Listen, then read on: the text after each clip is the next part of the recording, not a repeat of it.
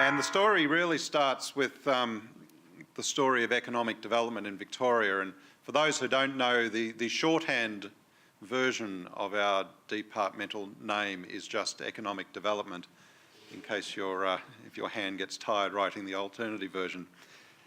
And what you see on the screen are 5 drivers and probably 5 themes that the government is placing itself around in terms of its policy positions and ultimately its investments for economic development.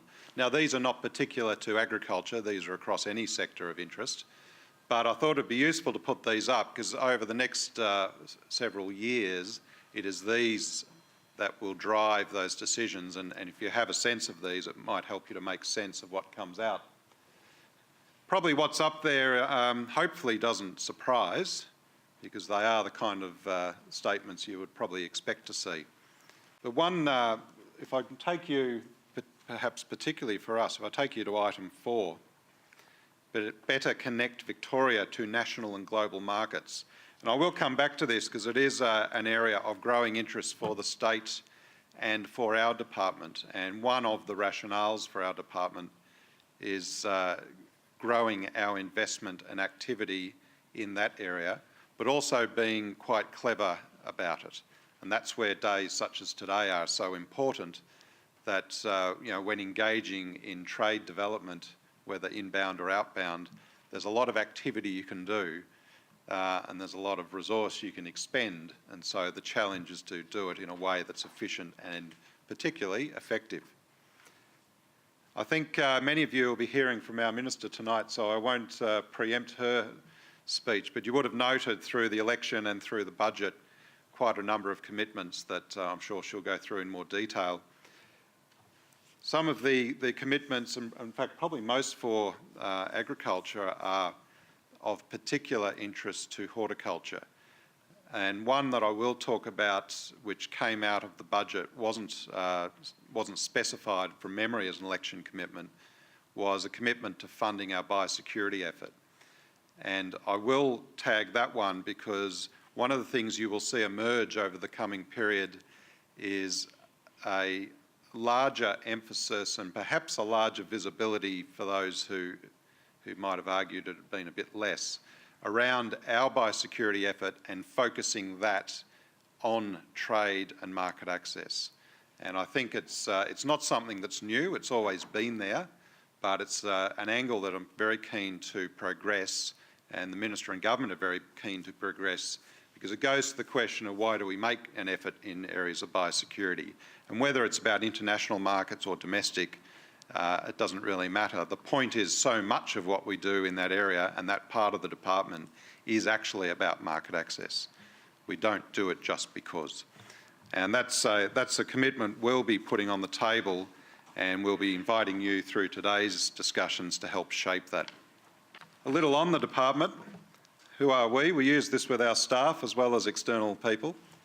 I guess what I can say there, and you'll hear again tonight, agriculture is at the heart of this department.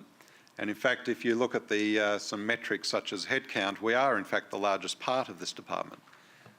So around 1,250 people came down the hill, as we say, from DEPI to form this department. The vast majority of those people are nowhere near Spring Street, by the way. They're all here and across the state. There are 100 or 150 in Melbourne. So we are at the heart of this department, and that's because agriculture and the food and fibre sectors are at the heart of economic development opportunities for this state. So it is a question that comes up commonly, and some may wish to ask through the day or tonight, but that is the answer. It's the answer that will keep being given, and it's because it's true, that agriculture is at the heart of the opportunities for this state. I'd also point out, and you see at the bottom there, we are quite a diversified department. A lot of the regional diversity, of course, is us, is the agriculture part. We do have a large budget. To be honest, most of that goes to transport. I'd love for agriculture to have a proportional share of the 8 billion. But when you're building roads and running rail systems and trams, obviously there's a lot of money goes that way. However, it does give an indication of one of the opportunities that comes out of this department for agriculture.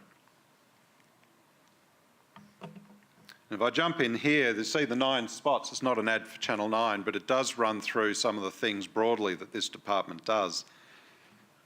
And the Agriculture, Energy and Resources part of the department covers at least 6 of those in various ways. So we are involved obviously in regulation, we are involved in emergency management, we deliver regional services, R&D obviously.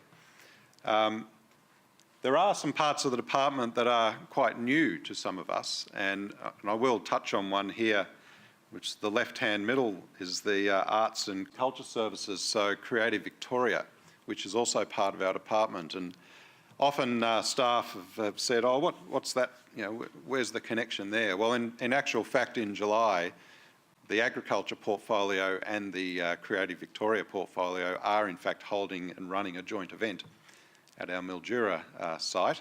That's through the fisheries part of the agriculture portfolio. So it's kind of interesting that if you look hard enough, you will find a connection.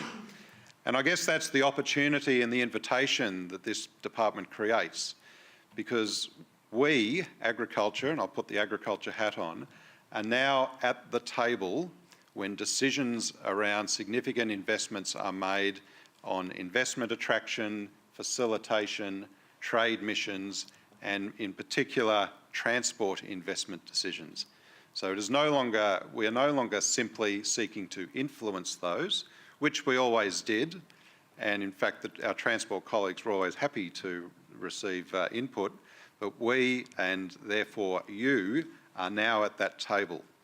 And so I offer you an invitation to send your messages and signals to us, so that you can get your voice and your views put at that table, and we can reflect those when decisions are being made around significant transport investments. Just so you're aware, the agriculture portfolio does cover a few other items. So I mentioned fisheries, forest industries, game, and we also deal with domestic animals as it happens. So it's not just agriculture in the sense that many of us would know it as. In the agriculture area, we're involved in R&D, policy, biosecurity, which is itself typically either a productivity or trade-related matter anyway, and directly involved in trade and facilitation. And part of the question today for horticulture, as it is for other sectors, is what is the right mix of investment and activity to undertake? We do remain close, and always have in any case, with our colleagues who are now in DELP, which is the Department of Environment, Land, Water and Planning. And of particular interest to us there, of course, is the water area, which is in fact run by a former DPI person, and the planning area. And I'm sure those topics will come up today, because they are quite regular topics for this sector and indeed any part of agriculture. We also continue to have very strong relationship through education with those involved in framing the training and skills areas of government. So what I would suggest to you and put to you is that we in agriculture are at the heart of this department, but equally we in agriculture through this department have the ability to influence and connect on behalf of the industry into those other parts of government, whether inside Digita or elsewhere, it doesn't matter. And to that end, and to follow up that commitment, this is the senior team for Agriculture, Energy and Resources. So myself, a plethora of Jameses, James Flintoft in the room today, also Kylie White in the Earth Resources and Energy area. My commitment to you is that if you have an issue and you call any of the people on that sheet, or indeed anyone else who you are used to calling, it is our job, even if we cannot individually solve the issue you have, it is our job to find out who can. So one of the instructions to our people is we don't hang up and we don't say, nah, not me, try again. So again, a commitment to you. If you have an issue, you have a problem, you have a simple question, feel free to call the person you are used to calling. And if you don't have a person you are used to calling, call one of these people and they will find it for you. They may not be the person who handles it themselves, that doesn't matter. They will find it and find the right connection for you. If I jump down now into some of the things we do, this is another listing of some of the activities we do in agriculture. And if you note down there, because my domain also covers energy and resources, so you do have a direct line there as well. And we have over the years had connections between those areas that have been quite fruitful, particularly in relation to supply of energy into things such as water pumping facilities, tariff reform around energy and the like, which is of particular note to some agricultural enterprises. So again, through this department, through what's been brought together, you have a direct line into that, through myself or through others of my staff. Just a little opener into what I guess the rest of today will be about, and you will go through this in more detail. But the way we go through this exercise, we're trying to work out through this how to invest. Where are the areas that we can best invest to make the most impact in line with government policy? This is a Horde industry plan, investment logic. And there's a lot of work goes behind this. This is just the picture at the front. But there's a story to be told about the sort of things that can be done, the sort of outcomes that might be achieved, and therefore what areas might we invest in. I won't go into any more detail on that because it is the topic of the day. But I guess one of the questions and one of the challenges for all of us is when we are thinking about those investments, it is quite easy to think of the list of things we might do, because there's an endless list of things, and they're all good ideas, or nearly all of them. The question that has to be answered is what outcome do you get from them, and what risk profile attaches to those outcomes. We are in a business where you're never quite sure of the answer, and so the pursuit of certainty is probably a fruitless one. But it is certainly important that we understand the risk profile of our investment profile, and when we are co-investing, the risk profile that you're bringing to the table as well. The other starting point here are the investment themes.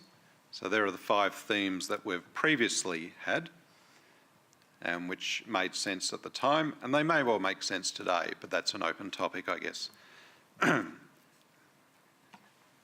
You see there, and particularly in item 3, meeting consumer need and preference. That's another, it's another point that being involved in trade brings you very close to. And there can be a temptation, and I'll only own up to it on behalf of government, because I don't think industry would ever fall into this trap, but you can become very production oriented and very oriented on what you would like to be able to produce and what's convenient.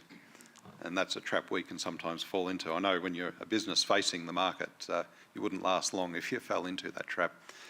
But it's a challenge that we need to keep reminding ourselves, and so tracking against that consumer need is so important.